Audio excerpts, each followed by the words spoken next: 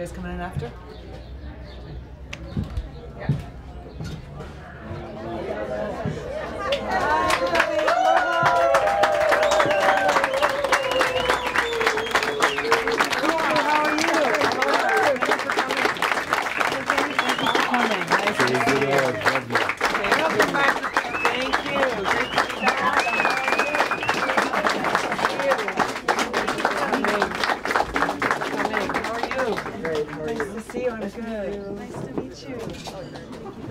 Thanks for coming, everybody.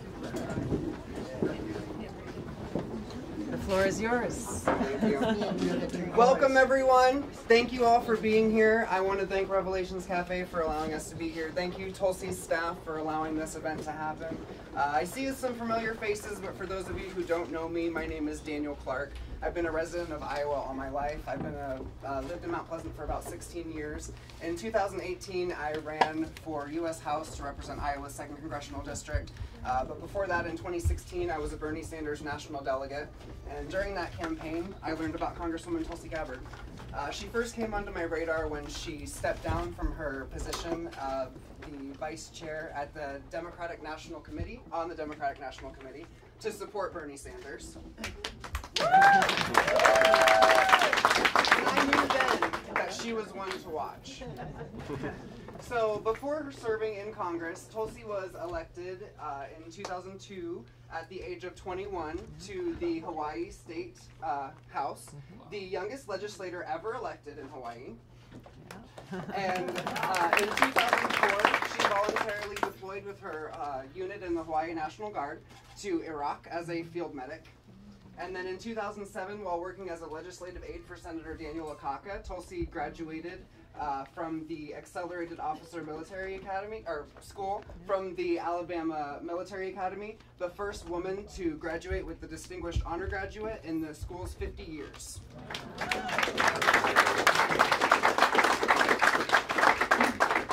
Tulsi also has deployed to Kuwait and currently serves as a major in the Army National Guard. In her years in Congress, Tulsi has introduced and supported some very powerful legislation, like her Off Fossil Fuels Act, which would transition us away from fossil fuels and towards green energy. She also has introduced the Ending the Federal Prohibition of Marijuana Act, which pretty much speaks for itself. Yes. She also has introduced our Securing America's Elections Act. Securing America's Elections Act, which would ensure transparency by bringing us back to a paper trail with our votes and our elections. So in her tenure, Tulsi has shown herself to be trustworthy, intelligent, and honest. But for me, Tulsi is the embodiment of bravery. You have courageously stood up to the establishment of both neoconservatives and neoliberals. You have been strong and brave to become a powerful voice of peace in a choir of screeching warhawks.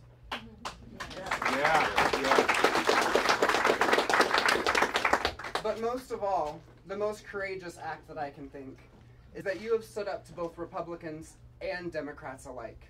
And as the great wizard Albus Dumbledore said, it takes a great deal of bravery to stand up to our enemies, but a great deal more to stand up to our friends. So please join me in welcoming one of my heroes and our first Madam President, Congresswoman.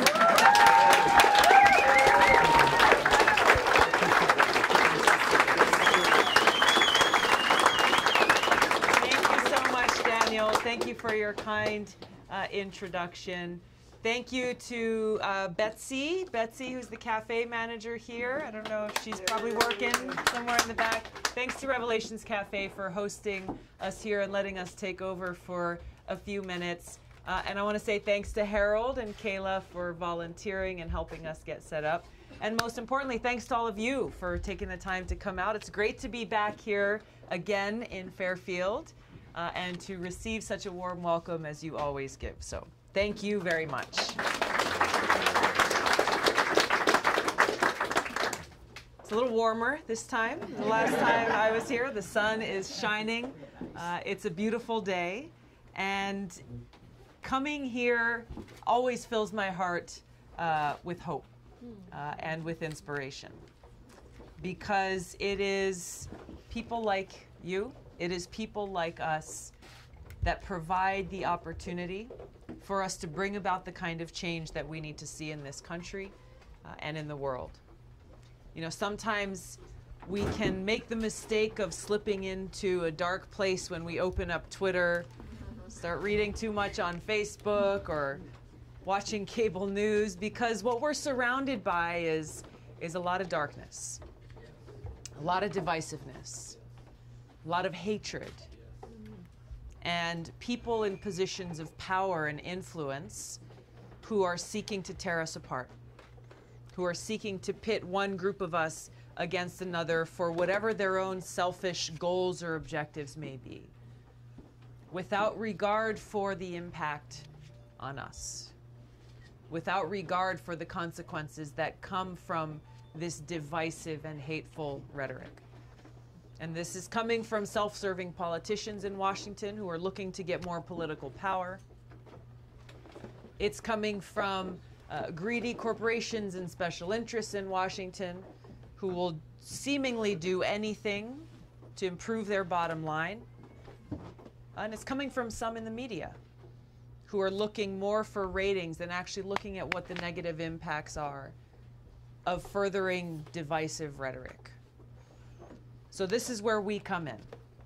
This is where we, the people, come in, to recognize that we cannot allow this darkness to surround us, that we have to take this opportunity and see this responsibility that each of us carries within our own hearts to bring that light. We're reminded by Dr. King, his most famous words when he said, "Darkness cannot drive out darkness. Only light can do that." That hate cannot drive out hate. Only love can do that. And we think back to the time when he spoke those words and the kind of darkness and hatred and bigotry and discrimination and violence that he was battling against. We see how powerful those words were then. We see how powerful they are now. And how they light that pathway forward for us, to show us the way through during these difficult and divisive times. This is why we're gathered here today. This is what our campaign is about. This is what this movement is about. It's about bringing back this focus on putting service above self, on truly fulfilling that vision that our founders had for us, of a government that is of the people, by the people, and for the people. For the people. These are words that we've heard throughout our lives, but it is especially now when we see how far we have gotten away from those words, from that vision that our founders laid out for us. We're now, as we look at the news in Washington, as we see the kinds of legislation that are being put forward, we see too often that really we have a government that is of, by, and for the powerful, or of, by, and for the special interests, or of, by, and for those who can afford to pay a lobbyist to have a seat at the table to help write these bills that actually impact every single one of us, that impact our families, that impact our communities. And we see this legal corruption that is happening right before our very eyes. And we, the people, are left behind as a result. We, the people, suffer as a result. So just as we have seen throughout history, we are reminded once again that the only way to overcome these sometimes seemingly insurmountable obstacles is for us to stand united. To stand united in that spirit of love and care for each other and for our country and for our planet. To overcome those obstacles, to know that there is no obstacle we cannot overcome when we stand united and raise our voices to bring about this change. And that's what gives me hope, because there are people all across the country, just like us as we gather here today, who are motivated in that positive way to bring about the kind of real change we need to see. Change that goes beyond what happened in the last election. because we've got to be honest and recognize that, hey, we had problems, we had challenges. People were suffering and dealing with great hardship in this country before 2016. And unless we address that and get to the systemic cause of the challenges that we're facing, unless we deal with this deeply rooted corruption that exists, then we will not actually be able to bring about the kind of change we need to see, the kind of solutions that we need to see. When we stand united, we can do that. We can overcome those obstacles. We can overcome the big moneyed interests for far too long. We can pass legislation like Medicare for All, making sure that every single person in our country who is sick and in need of care is able to get that care, regardless of how much money they have or don't have in their pocket.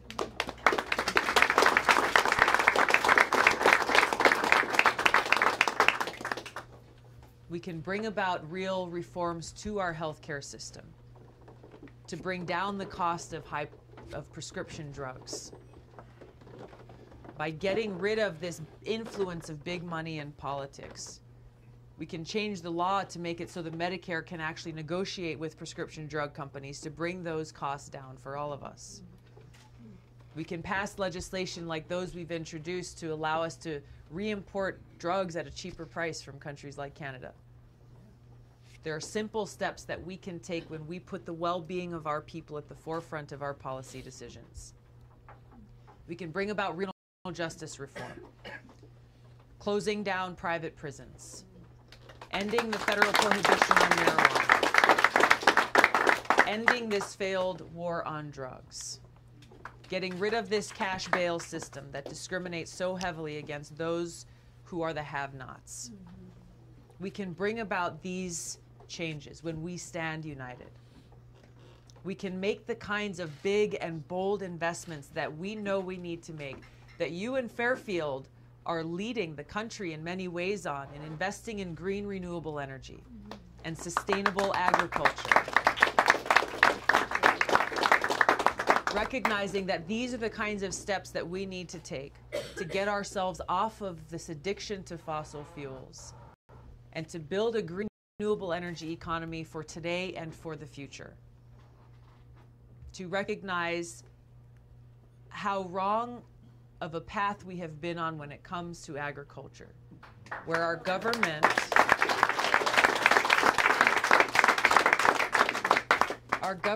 incentivizes and subsidizes multinational agribusiness corporations whose only interest is their own profits, without regard for the impact of their practices or their businesses on our people, on our farms, on our soil, on our water, on our air, and on our future. This is what must end. Yeah.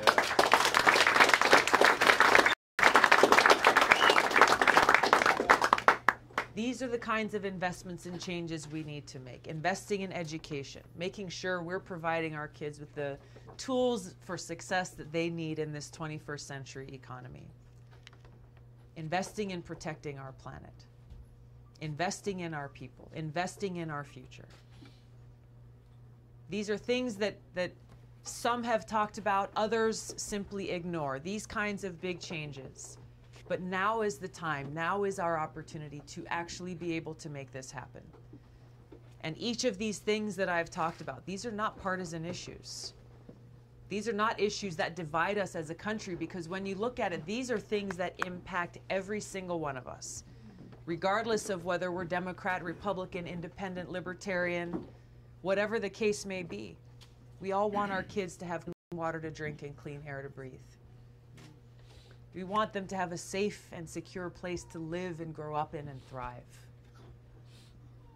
We want to make sure that when our loved ones are sick, that they're able to get the care that they need. These are not issues that divide us. These are issues that unite us.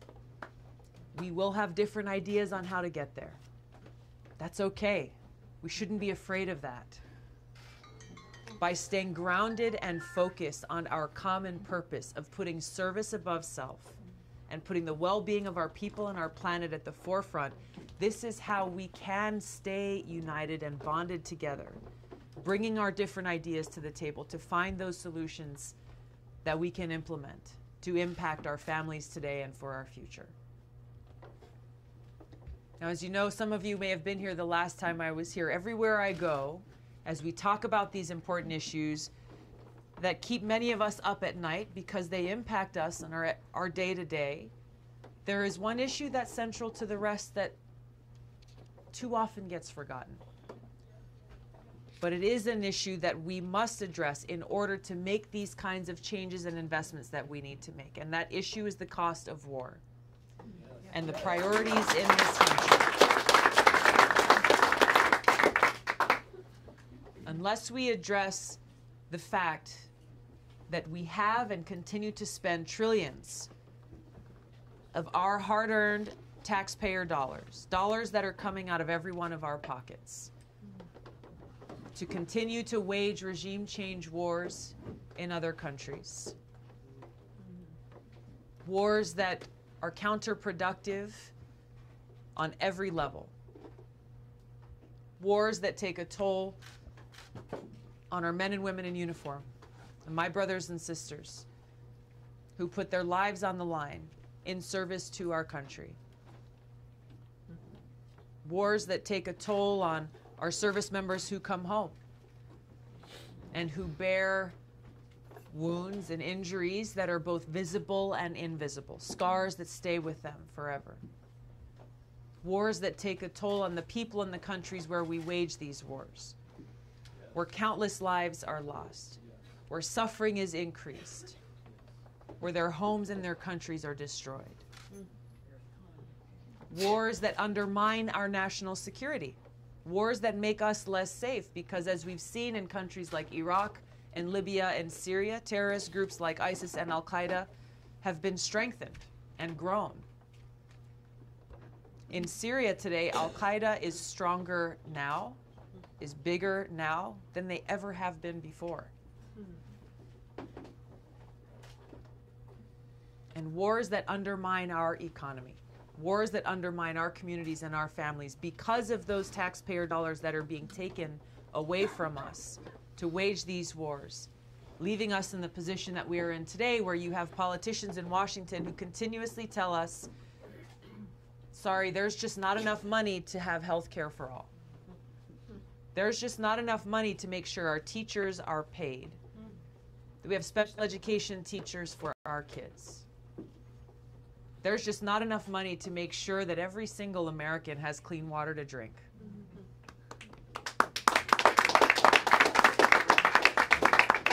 There's not enough money to make sure we have clean air to breathe. Sorry, there's just not enough. Not enough to make sure we have affordable housing, to make sure that our infrastructure is not threatening our communities. You can go down this list and we're told, sorry, there's just not enough. Yet at the same time, you'll hear those same politicians blink as they vote for or advocate for spending more of our money on these regime change wars that are counter to the interests of the American people, counter to the interests of the security of our nation, and counter to the interests of the people in the countries where we wage these wars. I want to make sure we are clear about the fact that we're not only talking about what has happened before in countries like Iraq and Libya and what's still ongoing in Syria. We're talking about what's happening today in Iran and Venezuela. And this is not something that is limited to the Trump administration. Yes, he and John Bolton and Mike Pompeo and Elliott Abrams, he's got his cabinet of neocon war hawks who are pushing us closer and closer to chain and potential war in Venezuela and Iran, but this effort is being supported by leaders in both parties. It is being supported by the foreign policy establishment in Washington. And we will blink our eyes in a moment and find ourselves in yet another war that will make Iraq look small. This is why I talk about this issue everywhere I go, because it is continuing. And it is continuing to threaten our ability to serve the needs of our families, our kids, of what to speak fact that now as we sit here today, with the escalation of tension between the United States and nuclear-armed countries and China, we're in a new Cold War. We're in a new Cold War and a nuclear arms race that has been kicked off and exacerbated by this administration's pulling out from the Iran nuclear deal, undermining our ability to strike a peaceful negotiated agreement with North Korea to try to denuclearize the Korean Peninsula, as they look and say, well, why should we make an agreement with the United States when the United States doesn't keep their agreements? This has been exacerbated by Trump pulling out from the INF Treaty. That treaty 30 years ago, negotiated between Reagan and Gorbachev, that drastically reduced the numbers of nuclear weapons and missiles in the world. Drastically reduced that risk of nuclear catastrophe then, making us and the world more safe. And yet we find ourselves in this place today where, rather than strengthening and expanding that historic and important treaty, Trump has walked away from it and is saying, hey, now we're going to start building those missiles that the INF Treaty banned. We have to recognize the seriousness of this threat because it is an existential one. There are a lot of different challenges that we face. But unless we deal with this threat that threatens our very existence, then all of these other issues fall to the wayside. We must change our priorities in this country. We must do all that we can to walk away from this abyss of nuclear catastrophe. This is why I'm running for president. To serve you,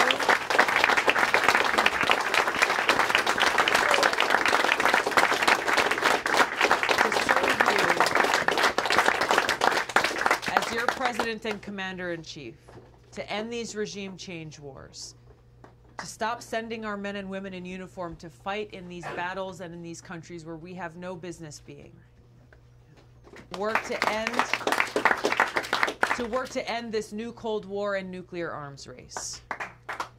And to take this peace dividend that we create by bringing back those trillions of dollars that are being spent there and invested in serving the needs that we have in our families and our communities right here at home.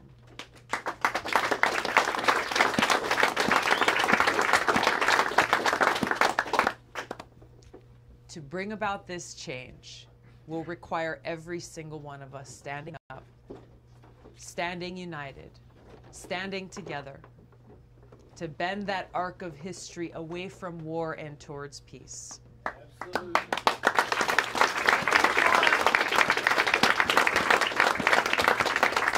Standing united and standing together to change the course, change the direction of the path that we are walking down towards one that provides a future that is peaceful, that is secure, that provides that opportunity and justice and equality and respect for all people. This is the leadership that I seek to bring to the presidency that spirit of service above self that is at the heart of every soldier, that is at the heart of every service member, of putting the well-being of our country and our people first. And to bring back and restore those ideals of respect and honor and integrity back to the presidency. Yes. So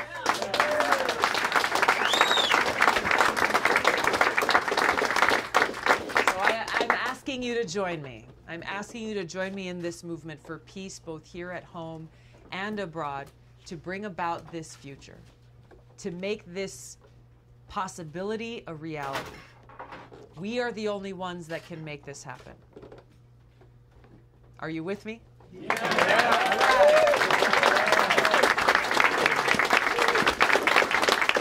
Thank you. Thank you for being here, and thank you for standing with me, because there is so much at stake. It is our lives, it is our families, it is our communities, and our very future that is on the line.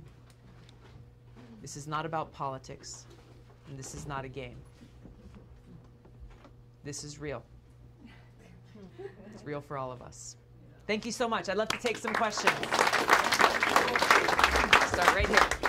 So I've heard you saying really good things about climate change and that it's really important. Yeah. That basically everything we care about is threatened by climate change. How would you work with all the Republicans who don't think it's happening to get them on board? Yeah. If you did you hear in the back? No. The question is about, we recognize the threats that climate change poses to us all. How do you work in a bipartisan way with those who either don't believe or don't take seriously the threat that we face, right? The word climate change, unfortunately, has become a political kind of hot button word. That even at mentioning it, you're either going to gain some or you're going to lose some. People will either open their ears or they'll close their ears because it's become so politicized, which is unfortunate. Because the impacts and the effects of climate change don't discriminate based on party line. So the way that we do this, both in Washington, but just as importantly in the conversations that we're having with each other and in our communities, is to just talk about the impacts, talk about the realities that we are all living through, that we are starting to see more and more, and to start from that baseline that I mentioned earlier of common ground, of common interest and shared concern. Whether we're Democrats or Republicans, we want to make sure that our home and our community is safe, that we're not dealing with flooding, that we're not dealing with massive natural disasters. We want to make sure that we've got clean air to breathe. We want to make sure that we've got clean water to drink. I would challenge anyone to find a Republican who says, no, actually, I don't want those things. Oh, you're in Iowa. Or find it in You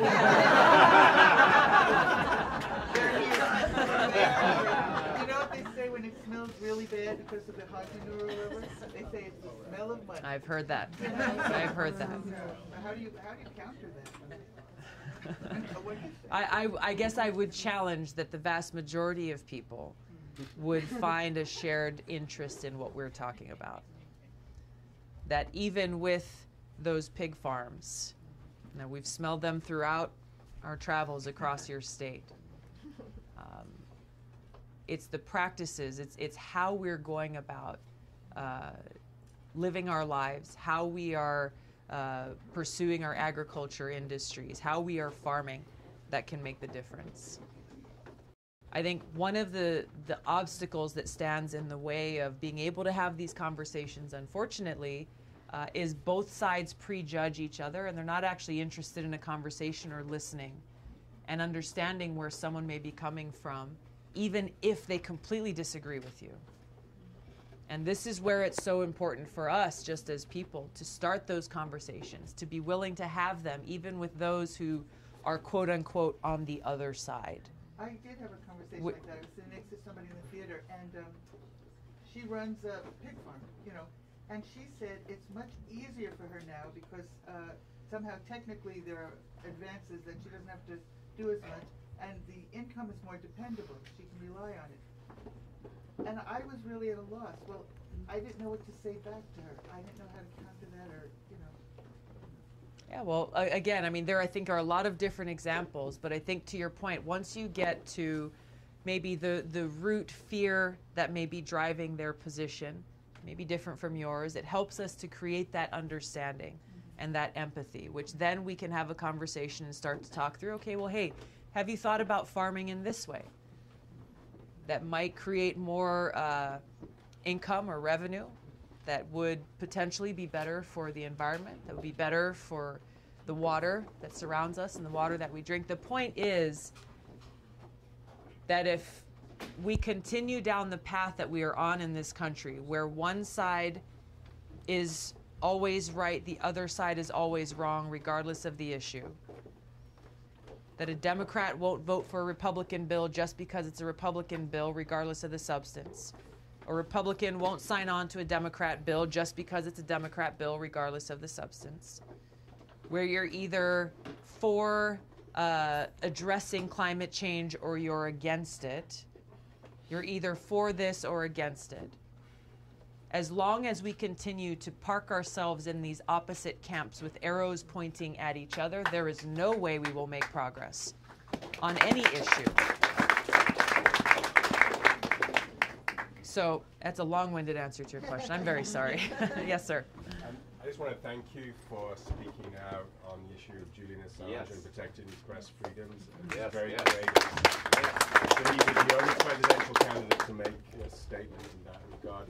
Could you talk about, as president, what you would do to protect whistleblowers? Yeah, this is, the question is, he made a remark about Julian Assange and the comments that I made in response to his arrest that really spoke to how critical it is that we all defend freedom of the press and freedom of speech, and how dangerous it is for us to live in an environment where there can be such a culture of fear created that you either follow the line, say what you're supposed to say, or you'll be punished. And so I think some of the coverage has been around, if we step back and look at what happened under the Obama administration, and ultimately in the end, why they chose not to pursue extradition and charges against Assange, because they were rightly concerned about how that would impact the freedom of the press, how that would impact whistleblowers who find ways to publish the information that they have thus far failed to get out and to get in front of people, of actions that are unconstitutional, government overreach, abuse of power. And so the Obama administration was right not to pursue that. And obviously the Trump administration has done so, even though it sets this very dangerous precedent. And while this is something that is very clearly a threat to our free press, it's also something that affects all of us. Someone said recently, anybody on social media can be a journalist these days. Really, though, we all have platforms. We all have the opportunity to communicate information. And so we've got to see this threat to our freedom of speech for the seriousness that it is. And we've got to make sure from a government perspective that we allow for that accountability and that transparency and those real avenues for whistleblowers to come forward. Thank you. See here. Yes. Me? Yes. Okay, I'm going to stand, so hopefully I'm moving here. So circling it back to the issue of sustainable farming and factory farms.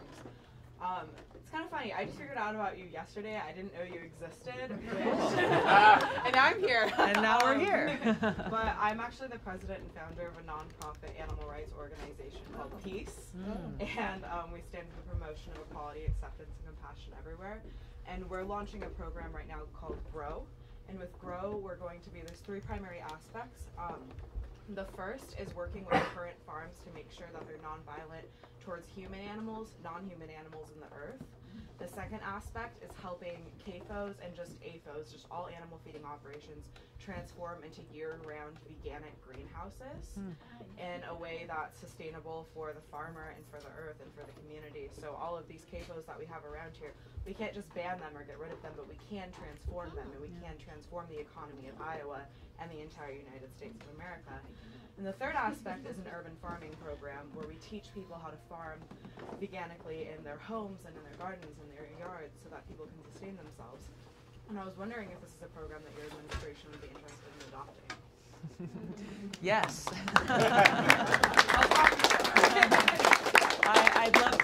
I'd love to get more information about what you're talking about.